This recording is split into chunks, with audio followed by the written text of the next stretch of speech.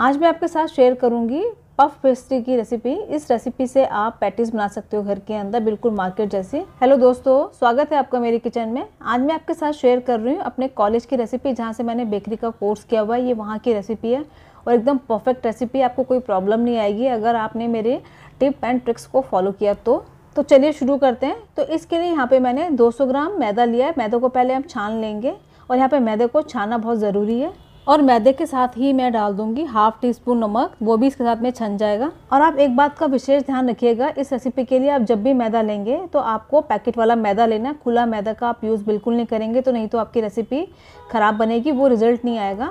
अब इस मैदा को हमें गूंदने के लिए फ्रिज का ठंडा पानी की ज़रूरत पड़ेगी।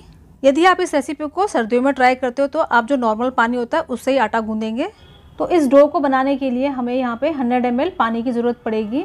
वैसे हमारी रेसिपी बिल्कुल परफेक्ट है, इसके अंदर 100 ml पानी ही जाएगा। इस पानी के अंदर से मैं 2-3 टेबलस्पून पानी अलग कटोरी में निकाल के रख लूँगी, उसको हम बाद में यूज़ करेंगे। जो हमारा आटा गूंदने का पानी, इसी के अंदर मैं डाल दूँगी half tea spoon white vinegar या नींबू का रस, दोनों में से आप कोई भी एक डाल सकते हो। तो वाइट विनेगर डालने से क्या होगा, हमारा आटा एकदम वाइट रहेगा, काला नहीं पड़ेगा। अब इस पानी की हेल्प से हम आटे को गूंद लेंगे।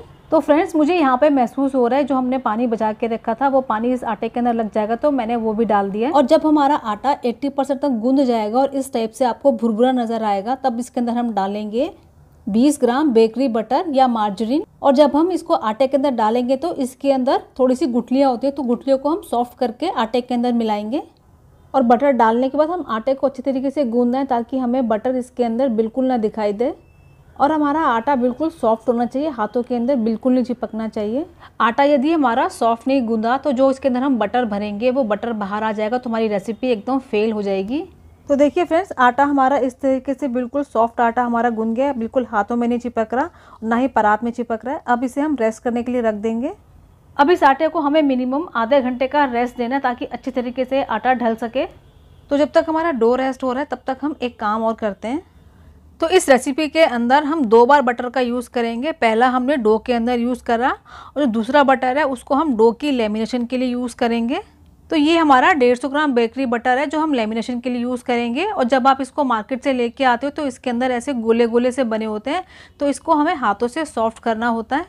और यदि हमने इस बटर को डो के अंदर ऐसे भर दिया तो हमारा आटा फट जाएगा और ये बटर भी बाहर आ जाएगा, तो हमारी रेसिपी बिल्कुल फेल है, बिल्कुल बेकार है, उसको हम आगे काम ही नहीं कर सकते। तो इस बटर को हम ऐसे हाथों से मसल लेंगे, जो इसके अंदर की गुठलियाँ है ना उनको हम सब तोड़ लेंगे और बिल्कुल हम स्मूथ कर लेंगे इसको। और फ्रेंड्स, मैं आपको एक बात और बता दूं, जब भी आप बेकरी बटर या मार्केट से लेके आओगे तो इसको आपको फ्रिज में बिल्कुल नहीं रखना होता है। इसको आप किसी प्लास्टिक के बॉक्स में या स्टील के बॉक्स में करके आप किचन कैबिनेट के अंदर ऐसे रूम टेम्परेचर पर आप इसको रखना। ये 6 से 8 मिनट तक ख़राब नहीं होता है। तो एक बार आटे को चेक कर लेते हैं। आधा घंटा हो गया, आटा आप देख रहे हैं कितना सॉफ्ट हो गया, आटा हमारा अच्छे तरीके से ढल गया है। अब इस आटे को हम किचन काउंटर पे निकाल लेंगे, उसी के ऊपर बेलेंगे। तो मैं थोड़ा सा सूखा इसके ऊपर मैदा डालूं ताकि मैदा हमारी जब हम इसको बेले तो चिपके ना। तो हमें अभी इस मैदा से एक लंबाई में रोटी बनानी है, गोल रोटी हमें बिल्कुल नहीं बनानी है। और इसको लंबाई में शेप देने के लिए हम किसी चाकू या स्केल की हेल्प ले सकते हैं। अच्छा, आप जो ये बेलन देख रहे हैं ये प्रोफेशनल बेलन है, ये बेकरी के अंदर यूज़ होता है, लेकिन आपके पास जो अपने घर में जो बेलन होता है उससे ये बन जाएगा आराम से। यदि आपके पास बहुत पतला बेलन है तो उससे हम नहीं बेल पाएंगे। जैसा आप देख पा रहे हैं, मैं भी इसको एक चाकू की हेल्प से शेप देती जा रही हूँ और इसको बेलती जा रही हूँ। और हमें थोड़ी इसकी मोटी रोटी बनानी है। अब पैटिस का डो बनाने का असली काम अब शुरू होता है। यहाँ पे आपको गलती बिल्कुल नहीं करनी, जैसे मैं आपको स्टेप बताऊंगी आपको सेम वैसे ही फॉलो करना है। तो मैं आपको एक रफली आइडिया देती हूँ आपको कितना लंबाई में इसको बेलना है। तो जितना हमारा जो स्केल होता है जिससे बच्चे काम करते हैं, उतना तो आपको कम से कम बेलना ही होगा इस रोटी को। अब हमने जो बटर को सॉफ्ट करके रखा था वो हमें इस रोटी के बीचों बीच में लगाना है। और इस वाले प्रोसेस को हमें हाथ से ही करना पड़ेगा और इसका रिजल्ट तब भी अच्छा आएगा। अब इस बटर को हमें इस रोटी के अंदर अच्छी तरीके से पैक कर देना है ताकि जब हम रोटी को बेलेंगे तब ये बटर बाहर ना निकल के आए। ज़रा सा भी अगर आपका बटर बाहर निकल के आ गया तो आपका जो पैटिस का डो है बिल्कुल अच्छा नहीं बनेगा। तो देखिए, मैंने इस तरीके से सारे इस बटर को डो के अंदर अच्छी तरीके से सील कर दिया। और यदि आपको थोड़ी प्रॉब्लम आ रही तो आप थोड़ा सा सूखा मैदा भी डाल सकते हैं। अब इस डो को हम पलट लेंगे और हाथों की हेल्प से ही अभी इसको हम फैलाएंगे ताकि जो हमने इसके अंदर बटर को फिल किया है वो चारों कोनों में अच्छी तरीके से सब जगह फैल जाए।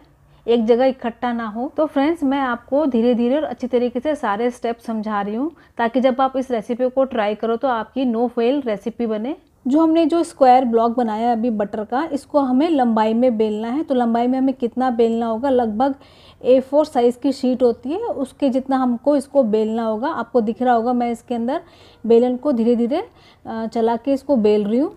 और जब हमें इसको बेलना है तो हमें ज़ोर ज़ोर से बेलन को नहीं चलाना है, इसको धीरे धीरे ही हमको बेलना है। और यदि बेलते समय आपको कुछ बबल्स दिखाई दे तो आप उसको टूथपिक की हेल्प से उसकी एयर निकाल देना। तो देखो ये लगभग ये A4 साइज़ का हमने इसको बेल लिया है। अब हमें इसको फोल्ड करना है।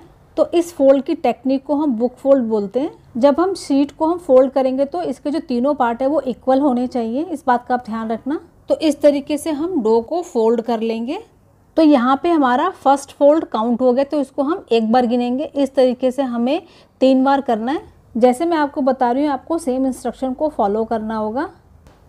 तो अब हम सेकंड फोल्ड के लिए डो को रोल करेंगे। अब हम फिर से इसको लंबाई के अंदर ही बेलेंगे जितना हमने पहले बेला था, और साथ साथ में हम सूखा मैदा भी डालते जाएंगे, ताकि ये जो शीटें हमारी इस नीचे से चिपके ना, नहीं तो उसका बटर बाहर आ जाएगा तो हमारी जो मेहनत है वो बेकार हो जाएगी, शीट हमारी बिल्कुल परफेक्ट नहीं बनेगी। और ध्यान रहे, हमें बहुत ज़ोर से इस डो को बेलन से नहीं बेलना है।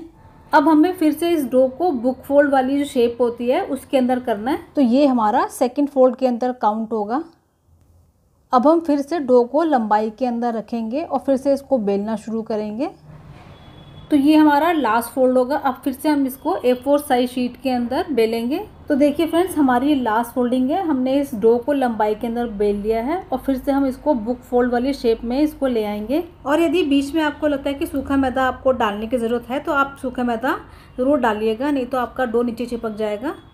तो देखिए फ्रेंड्स, हमारी शीट कंप्लीट हो गई है। इसके हमने 3 फोल्ड कर लिए हैं इसको। अब इस डो को हम अच्छे से पैक करके किसी पॉलीथीन में क्लिंग में लपेट के रखेंगे और इसको रेस्ट करने के लिए रखेंगे कम से कम आधा घंटे के लिए। और ध्यान रहे, इस डो के अंदर बिल्कुल एयर नहीं जानी चाहिए। अगर इसके अंदर एयर चलेगी तो आपकी शीट में क्रैक आ जाएगा, फिर वो शीट हमारे किसी काम की नहीं रहेगी, बेकार हो जाएगी वो शीट। आधा घंटा रेस्ट करने के बाद इस शीट को यदि आप 1 हफ्ते के अंदर यूज़ कर लेंगे तो आप इसको फ्रिज में रखिएगा। और यदि आपको अभी शीट को यूज़ नहीं करना, हफ्ते या 20 दिन के बाद यूज़ करना है, तो आप इस शीट को फ्रीज़र के अंदर रखिएगा। और जब आपको इस शीट का यूज़ करना हो, इससे कुछ बनाना हो, तो इसको फ्रीज़र से निकालिएगा और रूम टेम्परेचर पे इसको आने दें और फिर इसका यूज़ करें। इस डो से हम क्या क्या बना सकते हैं तो मैं आगे आने वाली वीडियो के अंदर आपके साथ शेयर करूँगी। आज की रेसिपी कैसी लगी? अगर अच्छी लगी तो इसको लाइक ज़रूर करना, और हमारे चैनल को अभी तक आपने सब्सक्राइब नहीं किया तो चैनल को ज़रूर सब्सक्राइब करना। तो फिर मुलाकात करेंगे एक अच्छी सी रेसिपी के साथ में। तब तक हैप्पी कुकिंग।